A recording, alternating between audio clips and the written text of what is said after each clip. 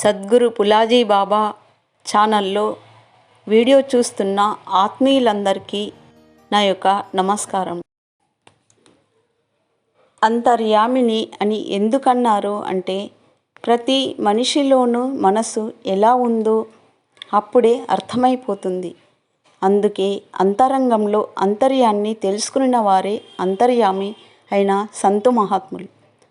అంతరంగంను తెలుసుకోవాలి, ఆ తర్వాత ఎదుటివారి అంతర్యం తెలిసిపోతుంది. మహాత్ములు అందుకే ప్రేమికులైనారు. అమృత ప్రేమమయంగా వారి వచనాల ద్వారా అందరికీ ప్రేమను ప్రసరింపజేస్తారు.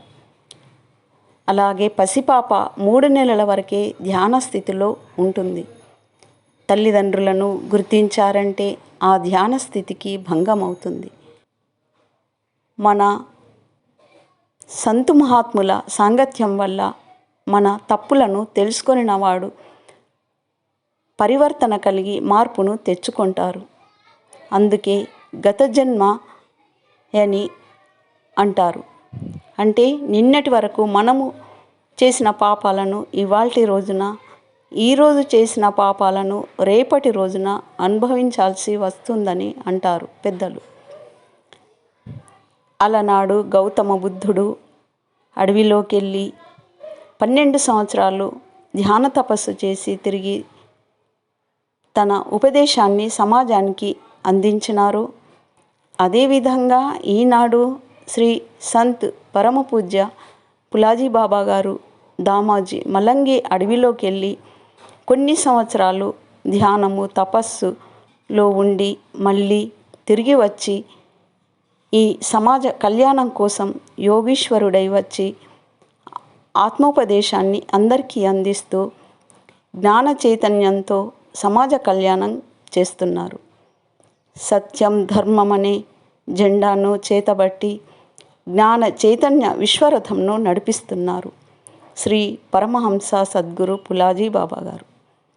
కానీ వాస్తవంగా ఈనాడు ఒక సంతు మహాత్మునిగా సద్గురు బాబాగా తన ముందు ఉండి కార్యాలను నిర్వర్తిస్తున్నారు. ఆ గౌతముడే ఈనాడు మన కళ్ళ ముందు ఉన్నారంటే మనం ఎంత అదృష్టవంతులమో అని చెప్పుకోవాలి. మన కళ్ళ ముందే ఎంతో గొప్ప గొప్ప కార్యాలను తనకు తానుగా ఉండి విశ్వ చైతన్య ధర్మ కార్యాలను నిర్వర్తిస్తున్నారు అని చెప్పవచ్చును. మనం స్వయంగా చూడాలి అనుకుంటే బాబాగారి వద్దకు వచ్చి దర్శించుకొని మీరు మీ అనుభవాలు మహాత్ములు 5వ తత్వాన్ని తెలుసుకున్నారు కనుకే గుప్తంగా ఉన్న ఆత్మజ్ఞానాన్ని తెలియజేసి 5వ తత్వం ఉందని, అదే మనల్ని రక్షించేదని చాటి చెప్పారు. అలాగే సాయిబాబా గారి చరిత్రలో ఒక ఎద్దును బాబాపైకి పంపిస్తారు. అది అందరినీ పొడవడానికి వచ్చేది, కానీ అది సాయిబాబా గారి దగ్గరికి ఎదురుగా వచ్చి నిలబడుతుంది. బాబాగారు అంటారు, ఇక చాలు, కోపం తగ్గించు అని. సాయిబాబా గారు అనగానే అది వెళ్ళిపోయింది. వెళ్ళి అదే దుష్టులను శిక్షిస్తుంది.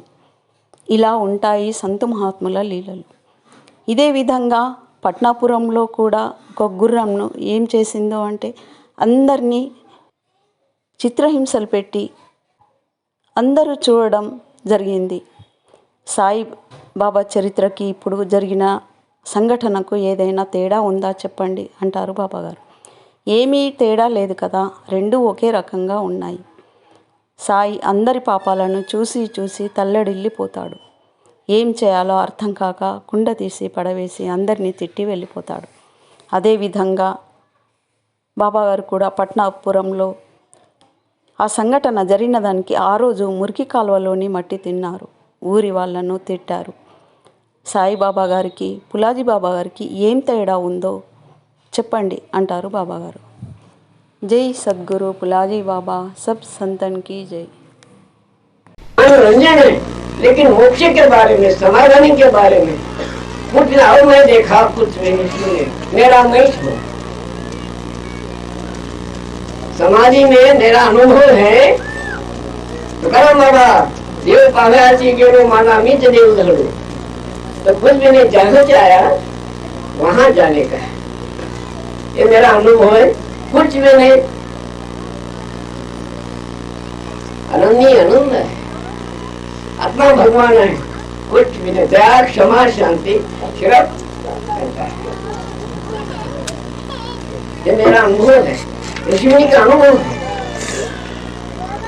कुछ भी नहीं, शून्य जो था आत्मा है, ये सत्य है, निराकार है, बताने के लिए नहीं। गुरु अगर है तो अपना स्वरूप बता सकता है। तो जैसा कृष्ण ने अर्जुन को समझाया कि अपना ईश्वर रूप बता, आप भी देख सकते, आज बंद करके देख सकते, ऐसा मौका मिला सा हो क्या बोला। चार वेद भी लाए, हाँ ज्ञान है, चार वेद पुराण जो का ये अपना सत्संग करना, उसका रास्ता ढूंढने की बात है, लेकिन सबको अधिकार है, क्योंकि दूर नहीं, निराश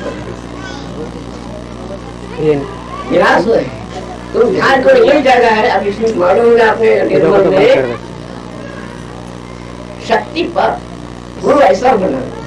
आप देखो कहीं ग्रंथ में लिखे हैं कि महात्मा के पास जो मिलता, कोई ज्ञान मिलता नहीं, सुंदर का आशीर्वाद मिलता, कुछ भी मिलता, ऐसा ग्रंथ में अपन हर महात्मा के पास जा रहे, कुछ मिलता बोल के बाबा का आशीर्वाद करे तो क्या है उसके पास, कितना धोखा है, क्या लाया,